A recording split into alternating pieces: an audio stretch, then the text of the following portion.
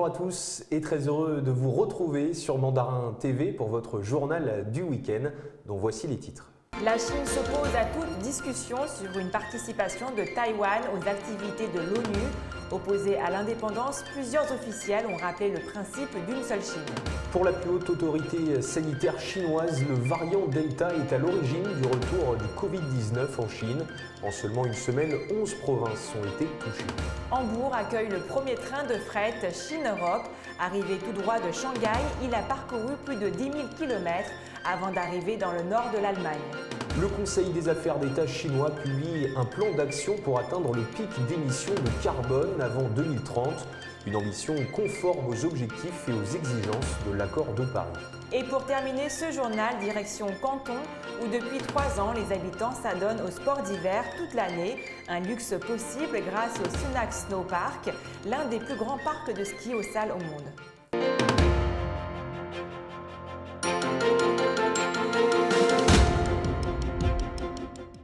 Et on commence ce journal avec un sujet qui irrite la Chine ces derniers jours, celui d'une éventuelle participation de Taïwan aux activités de l'ONU. Lundi, le porte-parole de l'ambassade de Chine aux États-Unis est monté au créneau, rappelant que l'île était une partie inaliénable du territoire chinois. C'est un sujet qui a le don d'agacer les autorités chinoises.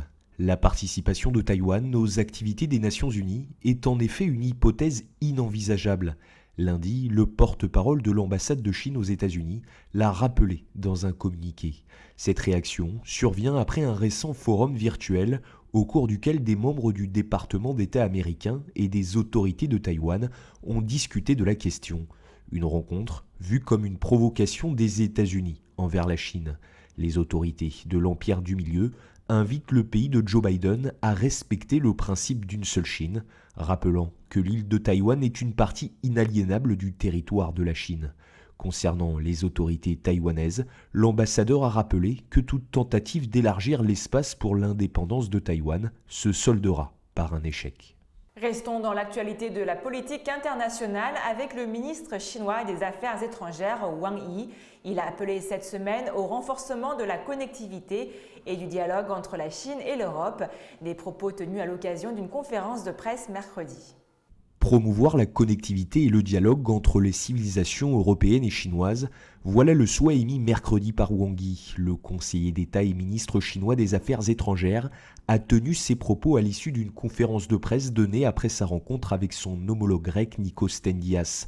Évoquant notamment le port de Pirée comme exemple, Wang Yi a rappelé les bons rapports entre les deux pays. La Chine est disposée à poursuivre sa coopération maritime avec la Grèce de manière conforme au droit international et à la Convention des Nations Unies sur le droit de la mer. Nous espérons également exploiter le potentiel de développement en Chine et en Europe afin de contribuer à la reprise économique mondiale. Les deux pays ont convenu de créer conjointement des centres de recherche dédiés à l'étude des différentes civilisations et de promouvoir un forum sur les civilisations anciennes. Sa visite à Athènes survient une semaine après la remise de la flamme des Jeux Olympiques d'hiver de Pékin 2022 aux organisateurs chinois au stade Panathéïque. Il a invité les athlètes de Grèce et d'autres pays à venir concourir à Pékin pour promouvoir l'esprit olympique. Non, la Covid-19 n'a pas totalement disparu en Chine. Pour preuve, en moins d'une semaine, 11 provinces ont été touchées par une résurgence du virus. En cause, le variant Delta qui serait à l'origine de cette propagation massive, selon la plus haute autorité sanitaire chinoise. En seulement une semaine, une douzaine de provinces chinoises ont connu une forte recrudescence de cas de Covid-19. Alors que le virus semblait progressivement disparaître dans le pays, cette épidémie a été déclenchée par le variant Delta, comme l'ont affirmé des responsables de la plus haute autorité sanitaire chinoise. Sur les 133 infections signalées au cours de la semaine dernière, 106 cas se sont avérés être liés à des activités touristiques, selon Wu Liangyu, directeur adjoint du Bureau de contrôle des maladies de la Commission nationale de la santé. Compte tenu des risques de résurgence de Covid-19 et de grippe saisonnière pendant l'automne et l'hiver, la CNS a demandé au public de renforcer son immunité en recevant une injection de rappel du vaccin contre le Covid-19. Samedi, 2,24 milliards de doses de vaccins contre le Covid avaient été administrées à travers la Chine. Parallèlement, plusieurs villes et districts ont renforcé les mesures de prévention de l'épidémie ces derniers jours. Cette épidémie rappelle celle survenue en juillet à l'aéroport international Lukou de Nanjing, qui avait également été déclenchée par le variant Delta et qui avait été la plus grave en Chine depuis l'épidémie de Wuhan en 2020. Il a fait plus de 10 000 km avant d'atteindre le nord de l'Allemagne. Le premier train de fret Chine-Europe venu de Shanghai est arrivé à Hambourg cette semaine. Ce premier Shanghai Express transportait 50 conteneurs remplis de vêtements, de pièces automobiles et de panneaux solaires.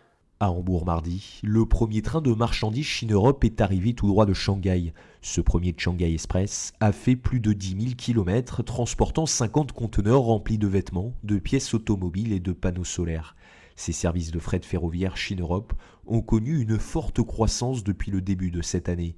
Le nombre de voyages a grimpé de 32% en un an pour s'élever à 10 030 à la fin du mois d'août. Cette année marque d'ailleurs le 35e anniversaire de la signature d'un accord de ville partenaire entre Hambourg et Shanghai. Différer le paiement des impôts pour les PME du secteur manufacturier, voilà ce qu'a décidé le Conseil des affaires d'État cette semaine. Une bonne nouvelle pour les chefs d'entreprise en cette période de reprise économique. La Chine va différer le paiement des impôts pour les petites et moyennes entreprises du secteur manufacturier. L'objectif est d'atténuer l'impact de la hausse des coûts. Cette décision a été décidée mercredi à l'occasion d'une réunion exécutive du Conseil des affaires d'État. La décision devrait permettre de différer environ 200 milliards de yuan, soit environ 31 milliards de dollars de paiement des impôts pour les PME manufacturières. La réunion a également décidé de différer le paiement des taxes d'environ 17 milliards de yuan pour les sociétés d'électricité alimentées au charbon et les entreprises de chauffage afin d'atténuer leurs difficultés d'exploitation. Le Conseil des affaires d'État a publié mercredi un plan d'action pour atteindre le pic d'émissions de dioxyde de carbone avant 2030. L'occasion également de rappeler les principaux objectifs de la Chine pour la période du 14e et du 15e plan quinquennal. C'est l'un des objectifs principaux du 14e et du 15e plan quinquennal. Atteindre le pic d'émissions de dioxyde de carbone avant 2030 est la priorité du président Xi Jinping. Pour preuve, le Conseil des affaires d'État a publié un plan d'action pour y parvenir. Selon lui, d'ici 2030, la part de la consommation d'énergie non fossile sera d'environ 25% et les émissions de dioxyde de carbone par unité du PIB diminueront de plus de 65% par rapport au niveau enregistré en 2005. Ces objectifs en matière de pic d'émissions de carbone et de neutralité carbone sont conformes aux objectifs et aux exigences de l'accord de Paris signé il y a quelques années. Pour y parvenir, le pays fera la promotion du transport vert à faible émission de carbone et soutiendra également l'innovation technologique. Direction maintenant la ville de Canton en Chine. Depuis 3 ans, grâce au Suno Snowpark, les habitants peuvent skier toute l'année. Accueillant 2000 skieurs par jour, il est l'un des plus grands parcs de ski en salle au monde. De la neige et un centre de sport d'hiver en plein centre-ville, voilà le Sunac Snowpark. Ce gigantesque bâtiment est l'un des plus grands parcs de ski en salle au monde. Depuis 3 ans, les habitants de Canton chaussent les skis pour goûter aux joies de la glisse, malgré une température moyenne dans la ville de 20 degrés. 50 000 mètres carrés et 5 pistes qui attirent de nombreux amateurs. Le parc accueille en moyenne 2000 skieurs par jour et 3000 le week-end. Mais ce luxe a un prix, comptez 40 € à l'entrée. C'est la fin de votre journal. Merci à tous de l'avoir suivi. Et n'oubliez pas de vous abonner à notre chaîne YouTube et de cliquer sur la petite clochette en bas à droite de notre vidéo pour ne rien rater des dernières nouveautés de Mandarin TV. Très bon week-end à tous.